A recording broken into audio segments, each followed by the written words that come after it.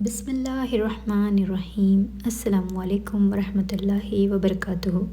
حضرت ابو ذر رضی اللہ عنہ نبی کریم صلی اللہ علیہ وسلم کا ارشاد نقل فرماتے ہیں کہ اللہ تعالیٰ نے ارشاد فرمایا، میرے بندو، میں نے اپنے اوپر ظلم کو حرام قرار دیا ہے اور اسے تمہارے درمیان بھی حرام کیا ہے، لہٰذا تم ایک دوسرے پر ظلم مت کرو۔ میرے بندو، تم سب گمراہ ہو سوائے اس کے جسے میں ہدایت دوں، لہٰذا مجھ سے ہدایت مانگو، میں تمہیں ہدایت دوں گا۔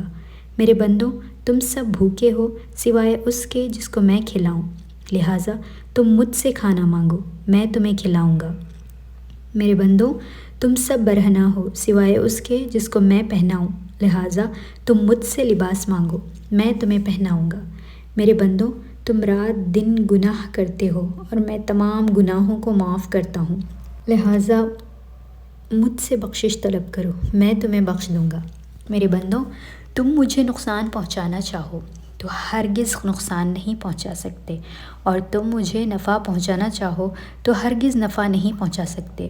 میرے بندو، اگر تمہارے اگلے پچھلے انسان اور جنات سب اس شخص کی طرح ہو جائیں جس کے دل میں تم میں سے سب سے زیادہ اللہ تعالیٰ کا ڈر ہے، تو یہ بات میری بادشاہت میں کوئی اضافہ نہیں کر سکتی۔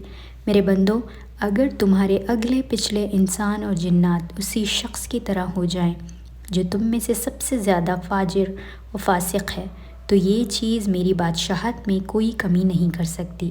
میرے بندو، اگر تمہارے اگلے پچھلے انسان اور جنات سب ایک کھلے میدان میں جمع ہو کر مجھ سے سوال کریں اور میں ہر ایک کو اس کے سوال کے مطابق عطا کروں، تو اس سے میرے خزانوں میں اتنی ہی کمی ہوگی جتنی کمی کوئی سمندر میں ڈال کر نکالنے سے سمندر کے پانی میں ہوتی ہے، اور یہ کمی کوئی کمی نہیں ہے۔ اسی طرح اللہ تعالیٰ کے خزانوں میں بھی سب کو دے دینے سے کچھ کمی نہیں آتی۔ میرے بندو، تمہارے اعمال ہی ہیں جن کو میں تمہارے لیے محفوظ کر رہا ہوں، پھر تمہیں ان کا پورا پورا بدلہ دوں گا۔ لہٰذا جو شخص اللہ کی توفیق سے نیک عمل کرے تو اسے چاہیے کہ وہ اللہ تعالیٰ کی تعریف کرے، اور جس شخص سے کوئی گناہ سرزد ہو جائیں وہ اپنے ہی نفس کو ملامت کرے، کیونکہ اس سے گناہ کا سرزد ہونا نفس ہی کے تقاضے سے ہوا۔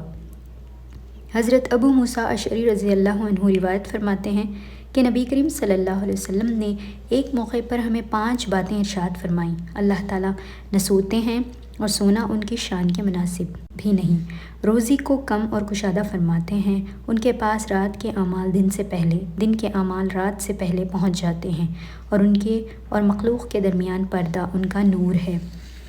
اگر وہ یہ پردہ اٹھاویں تو جہاں تک مخلوق کی نظر جائیں ان کی ذات کے انوار سب کو جلا ڈالیں۔ حضرت ابن عباس رضی اللہ عنہ سے روایت ہے کہ رسول اللہ صلی اللہ علیہ وسلم نے ارشاد فرمایا، اللہ تعالیٰ نے جب سے اسرافیل علیہ السلام کو پیدا فرمایا ہے، وہ دونوں پاؤں برابر کیے کھڑے ہیں، نظر اوپر نہیں اٹھاتے، ان کے اور پروردگار کے درمیان نور کے 70 پردے ہیں، ہر پردہ ایسا ہے کہ اگر اسرافیل اس کے قریب بھی جائیں تو جل کر راکھ ہو جائیں۔ حضرت ابو ہریرہ رضی اللہ عنہ فرماتے ہیں کہ میں نے رسول اللہ صلی اللہ علیہ وسلم کو ارشاد فرماتے ہوئے سنا، لوگ ہمیشہ اللہ تعالیٰ کی ذات کے بارے میں ایک دوسرے سے پوچھتے رہیں گے، یہاں تک کہ یہ کہا جائے گا کہ اللہ تعالیٰ نے ساری مخلوق کو پیدا کیا ہے، لیکن اللہ تعالیٰ کو کس نے پیدا کیا؟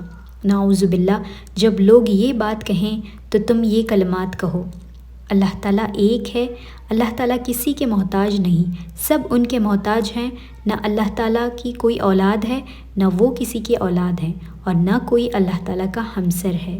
پھر اپنے بائیں جانب 3 مرتبہ دھتکار دیں اور اللہ تعالیٰ سے شیطان مردود کی پناہ مانگیں۔ اگر آپ اسی طرح کے انفارمیٹیو ویڈیوز ہمارے چینل پر دیکھنا چاہتے ہیں تو چینل کو ضرور سبسکرائب کر لیں، بیل آئیکن کو ضرور پریس کریں تاکہ آپ کو آنے والے نئے ویڈیوز کی نوٹیفیکیشن ملتی رہیں۔ ملتے ہیں ایک نئی ویڈیو کے ساتھ، تب تک کے لیے اجازت دیجیے۔